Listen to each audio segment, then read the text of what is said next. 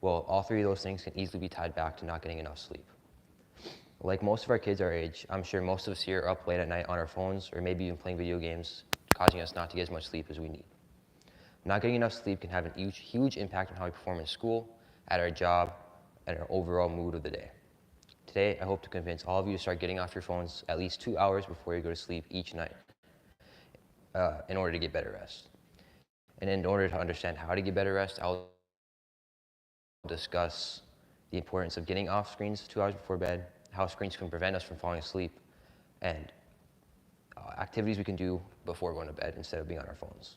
So, since it's still pretty early, let's get on our phones and tablets and let's do some research on why screens prevent us from falling asleep easily.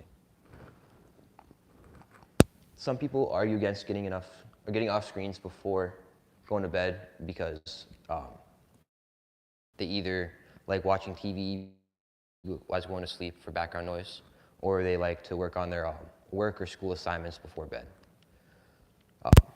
About 52% of Americans admit that they like watching TV before going to bed and listening to it as a kind of background noise, otherwise known as white noise.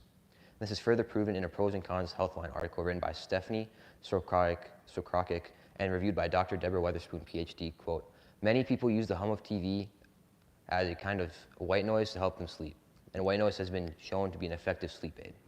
However, listening to TV as background noise causes too much brain stimulation, which can prevent people from falling asleep quickly and cause sleep you will get to not be the deep sleep your body needs. Another argument is that some people like to work on their assignments from school or work during the night because they feel that they're more productive. These people are most commonly referred to and known as night owls. And according to Samir Luentel, the author of a Time Travel article, says, it is easier to focus at night because there are fewer workplace distractions, there are few people around to interrupt you, and there will be less noise overall.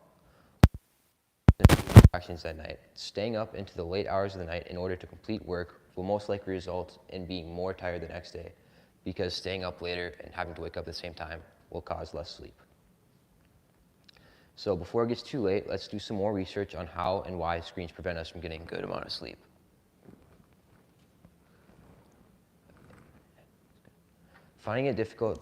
Many find it difficult to sleep after being on their devices shortly before bed, and it is caused by the blue light the screens produce.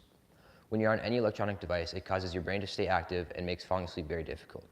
As a sleep medicine expert, Dr. Michelle Dreerup states in a clevelandclinic.org article, quote, checking your phone stimulates your brain the more you're active and awake, or you're more active and awake. Even just a quick check can engage your brain and delay sleep. So even just checking your phone for a couple seconds causes your brain to be active enough to make falling asleep difficult. Just imagine how difficult it'll be to fall asleep after being on it for hours and just straight up putting it down.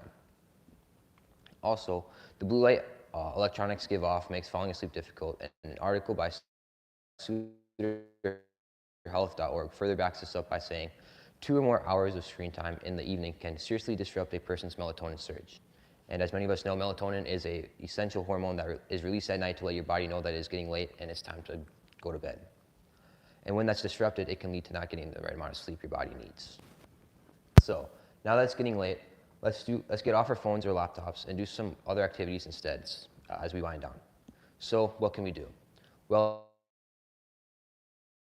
instead of being on your phone, you can put the phone away 2 hours before bed, and you can sit down with your family and play a board game, or if board games aren't really your style, you could always find a great book to read.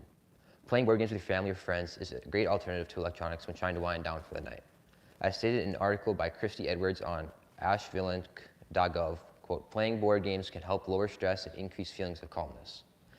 Playing board games can lower stress and increase calmness because of the simple fact that having fun can help boost the production of serotonin, which relieves some symptoms of anxiety, which will help people get better and more sleep. But what if you're not really a board game kind of person? Well, reading a book is always a good alternative. Reading books can help boost the production of melatonin because it relaxes the body and keeps away thoughts that keep people up. As proved by a study conducted by the National Library of Medicine featured in a BetterSleep.com article, engaging in the enjoyable and calming activities such as reading helps you fall asleep because as the eyes are moving from left to right reading each line, You are tiring out your eye muscles, and as we all know, muscles need rest, which will eventually cause you to close your eyes and fall asleep. And it is very important to get a good amount of sleep every night. And like I said earlier, the best way to do that is by getting off your screens at least 2 hours before bed, and understanding how screens prevent people from falling asleep, and why you shouldn't be on them before bed, and the activities you can do instead. So I challenge all of you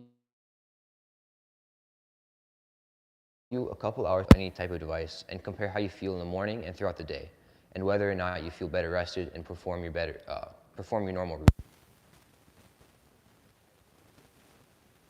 To get off your devices at least 2 hours before heading to bed in order to get better sleep. Thank you.